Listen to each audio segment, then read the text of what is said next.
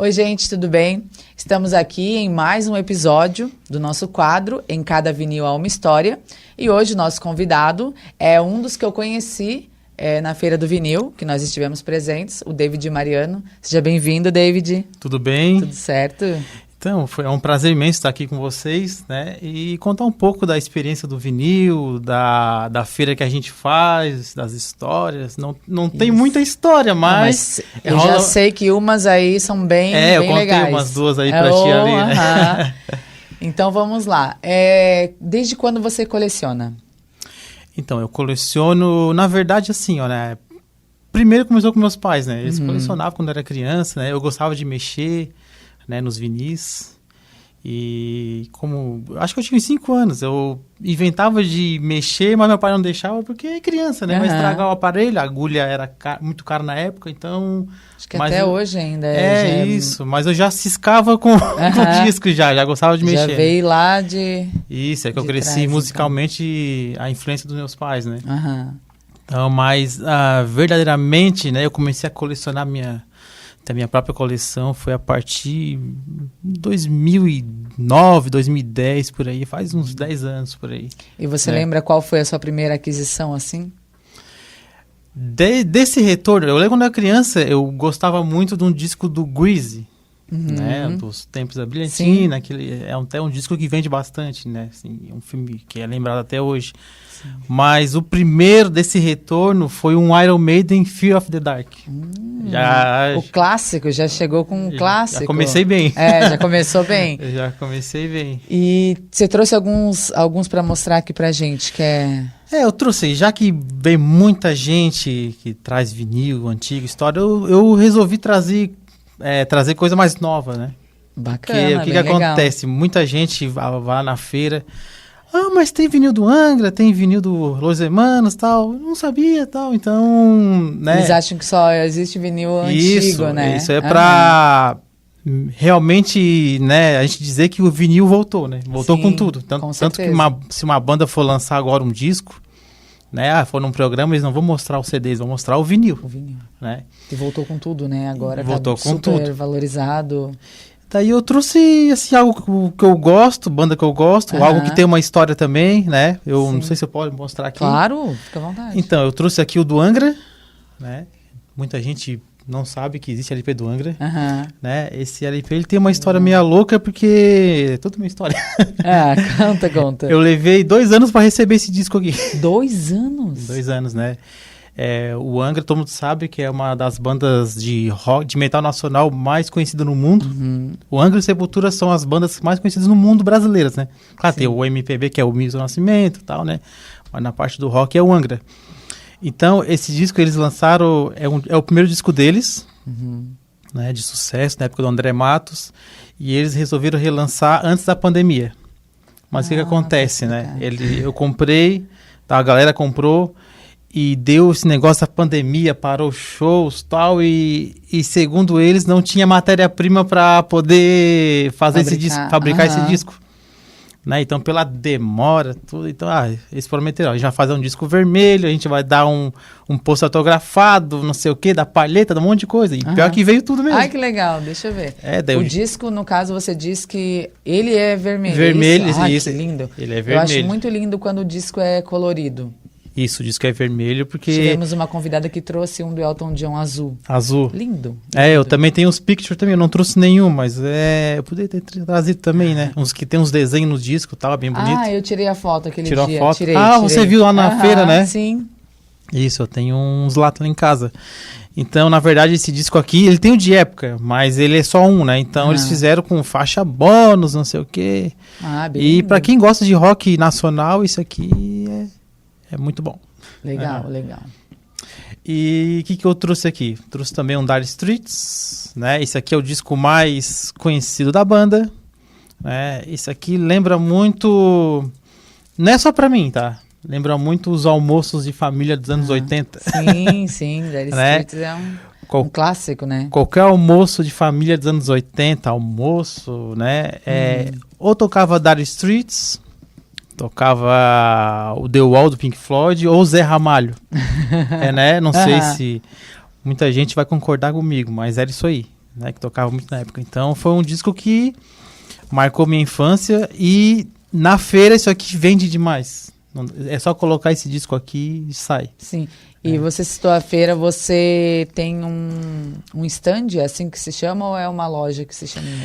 Na verdade, assim, né, a gente começou... Eu faço feira, é um hobby meu, né? Né, que eu sou da área da informática, né? Então, eu comecei a fazer feira, acho que foi 2012, 2013, eu não lembro o ano certinho, mas assim, eu comecei com a primeira feirinha lá. É que assim, ó, a gente tem um grupo de vinil, né? Eu tenho 2 grupos de vinil, que é o Vinil Rock Clube do Sanga e o Amigos do Vinil. Né? É um grupo de amigos que a gente se encontra todo mês. Ah, que legal. Faz um churrasco, uma festa, cada um leva seus discos e, né, troca, venda e, né, e ouve aquele som lá. Então o Vinil Rock Clube do Sanga tem 10 anos, a gente começou assim, né? O Amigos do Vinil, que agora, né, eu sou um dos operadores lá, tá, um dos organizadores, já tem há 6 anos por aí. Tanto que a gente vai fazer um encontro agora no dia 17 de maio. Daí começou assim, daí eu comecei a fazer eu fiz uma feirinha lá no centro de Uruçanga, né? Eu tenho o meu amigo Djalma, um grande abraço pro Djalma. E eu levei Djalma esteve aqui. Djalma esteve aqui? Esteve aqui. Ah, conhece? Djalma. Esteve. E a gente fez uma feira lá, eu levei uma caixinha assim lá no centro, a gente botou um stand lá, eu lembro que eu vendi um disco, fiquei tão contente. Imagina, né? Tudo começa de baixo, Sim. né? Começa de baixo. Daí eu fui tomando gosto pelo negócio, né? O que acontece? Então a gente começou a fazer feira no dela, a gente teve um convite, né? Que lá no dela eles fizeram muito aquela feira de colecionismo de moedas. Daí um amigo nosso chamou pra, David, leva uns disquinhos lá. Beleza. Daí eu e o Djalma, mais 2 amigos, né? A gente colocou uns LPs lá nos corredores e o negócio engrenou. Engrenou, aliás, né? O negócio engrenou e a gente agora está com um espaço lá, né? Não sei se você foi lá, já deve ter visto. Alguém já viu lá? Porque já vimos. No dela, né? No shopping dela. No dela, isso, a gente está com Você falou que é de 15 em 15 dias, alguma coisa assim? A nossa... É uma feira em formato de loja. Né? Em formato de loja. Ela abre nos 2 primeiros sábados do mês. Então, né? Então, um exemplo, nesse mês abriu no dia 6, né? E agora vai abrir no dia 13. Tá. Então, daí é das 9 às 18. Então, lá tem muita coisa, muito material, né? Tanto já tem camiseta, tem CDs, tem bastante coisa lá, né? E tem, acho que deve ter aqui uns 3 mil discos para mais por aí. E da sua coleção toda, você tem essa quantidade ou você tem mais? Não, eu sou assim, ó, em falar em coleção, né? Muita gente gosta assim de ter quantidade, né? Eu sou qualidade. Eu gosto de ter o que eu gosto. Sim. Né? Tanto que eu não devo ter muita coisa rara na minha coleção. Já vendi muita coisa rara. Mas na minha coleção eu não devo ter. Mas eu devo ter uns 400 a 500 discos. Mas legal. Tudo selecionadinho. Tudo nata, né? Tudo que eu gosto. Falando assim, raridade. Lá na feira você me contou uma história. E eu gostaria que você contasse pra eles. Que eu toda vez assim, eu nunca vou me esquecer dessa história. Conta pra gente. Eu contei umas 3 histórias, mas acho que eu lembrei. A história do Queen, né? Do Queen, exato. Quero mandar um abraço pro meu pai, que ele ouve muito a Monte Carlo. Tá? Que bom, ouve bastante. Tá? Então, até que uma vez ele falou, David, eu não consegui anotar o telefone, mas vai lá. Eles estão chamando o pessoal do vinil. Mas enfim, é que assim, ó, eu morei em São Paulo até os 6 anos, né? 7 anos por aí. E meu pai, ele trabalhava no Máximos, que na época era o melhor restaurante do Brasil. Tanto que tinha um programa, acho que era na Band, na Manchete, eu não lembro. Tinha um programa lá. Daí os artistas que faziam show, que vinham no Brasil, ia tudo nesse restaurante, né? Porque óbvio, né? Tem que ir no melhor restaurante. Brasil, tanto que meu pai lá já abraçou o Roberto Carlos, já atendeu a rainha da Inglaterra. Nossa, é legal. Daí teve um certo dia, acho que foi no Rock in Rio de 87, eu não lembro certinho. Ele era chefe dos garçons, e ele tava lá e quem apareceu lá foi a banda Queen. Freddie Mercury, né, a banda completa. Daí meu pai atendeu eles. Que show de bola. Meu pai atendeu eles. Daí meu pai ganhou um disco autografado pela banda. Meu Deus. Né? Hoje que... Uma fortuna, né? Imagina. Hoje uma fortuna fazer esse disco. Mas o que acontece, né? Como a gente era criança, né? Chegou uma época que a gente não ligava muito pra disco. Né? Meus pais se separaram, né? Depois, alguns anos depois. E lá em casa tinha uma pilha de disco. E tanto ele era fã do Roberto Carlos, a gente tinha a coleção toda. Eu tenho a coleção toda também por causa dele, né? Eu cresci ouvindo. E na época depois, minha mãe conheceu um namorado. É uma pessoa normal, né? De época, gostava de Roberto Carlos também. E ela deu todos os discos. Incluindo esse do Queen. Incluindo esse do Meu Queen. Deus. Eu acho que, né, essa pessoa deve ter... nem sei se esse LP existe ainda, né? Mas seria muito legal se eu tivesse esse LP na minha mão, né? Então, imagina o quanto que ele não valeria hoje em dia. Valeria autografado bastante. Pelos 4 integrantes. Mas eu tenho os LPs autografados lá em casa também. Tem alguma coisa, né? Eu tenho da Xuxa autografado. Ah, que legal. Da Xuxa, quando ela autografava, e dava um beijo. Beijinho. Dava um beijinho no disco, né? Sim, eu lembro que ela beijava a mão dos baixinhos também. Isso, eu tenho o LP lá com o beijo dela. Que legal. Né, eu tenho o LP autografado pelo Belchior, que já faleceu, né?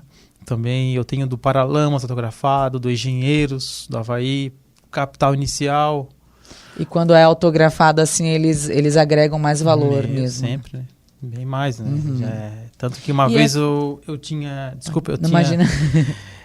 Eu tinha uma do Tonico e Tinoco, que já faleceram. E eu conheci um rapaz que era muito fã deles, ele fez questão de comprar. E eu vendi, né? Era da coleção, mas o cara era muito fã deles, né? Então, pra ti vai ter mais importância que pra mim, né? Então... Sim.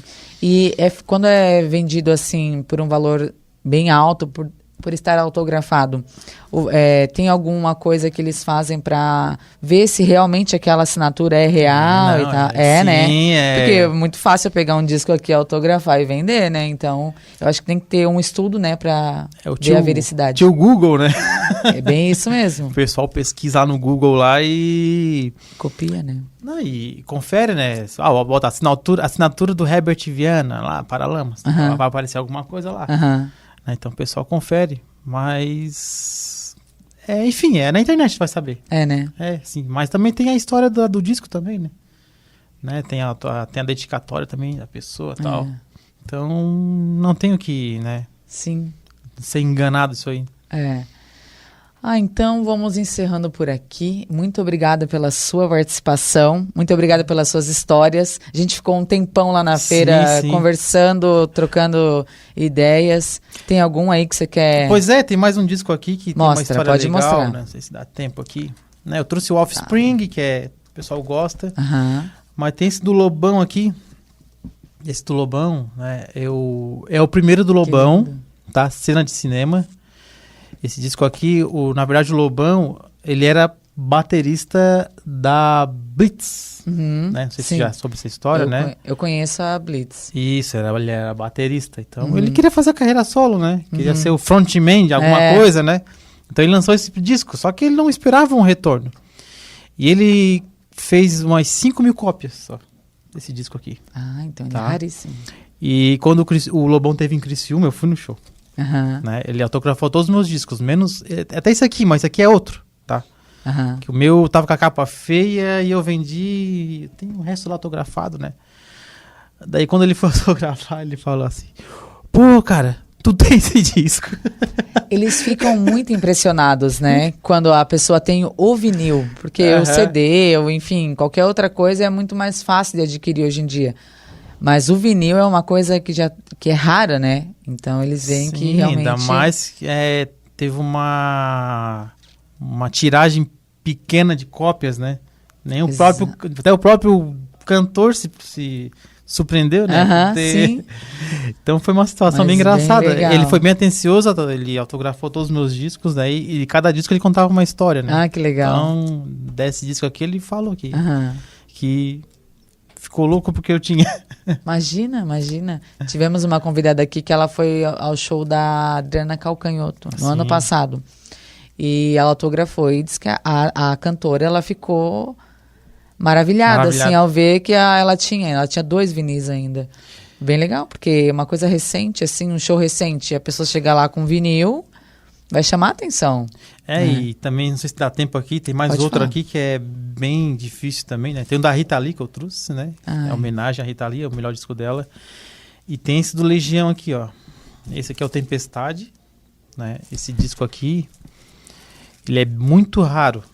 Todo colecionador de Legião Urbana quer ter esse disco. Ah, é? Né? Porque os LPs do Legião, ele foi feito até o descobrimento do Brasil, que é o último disco, assim, de época de vinil. Depois, isso aqui foi em 97, já tinha o CD, e o Tempestade foi feito... Foi o último CD do Legião, né? Na verdade, fizeram depois, que era a sobra desse disco aqui.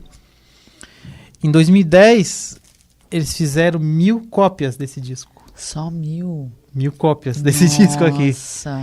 Eu tenho uma aqui, né? 1000 Olha cópias, só. né? Então... Esse daí é do seu acervo pessoal, não tá pra venda. Não tá pra venda. É isso aí. Esse disco aqui, no caso, eu já vi o pessoal vendendo, tá? Esse disco aqui. No mínimo, acho que é uns R$2.000 por aí. No Esse mínimo. disco aqui, né?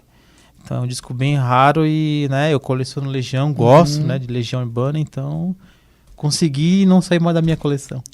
Que legal, muito legal. Realmente, o nome do nosso quadro é bem conveniente, porque realmente em cada vinil há uma história, né? Isso. Às vezes é uma memória, às vezes é como o disco foi gravado, a época, o artista, enfim. Por isso que eu acho muito interessante a gente estar resgatando essas memórias, né? Então, eu quero agradecer por ter disponibilizado seu tempo de vir até aqui. Sim. E quem sabe eu te chamo de novo para contar mais histórias aí, que eu sei que você Olha, tem bastante. Tem muita história aqui. Eu posso convidar o pessoal, Claro, né? pode. Então, como eu falei da nossa feira lá, Uhum. né? Então, os 2 primeiros sábados do mês, compareça lá no shopping dela, né? Assim que abre o sábado mais, a gente está aberto lá, né? Os 2 primeiros sábados mais, a partir das 9 até as 18.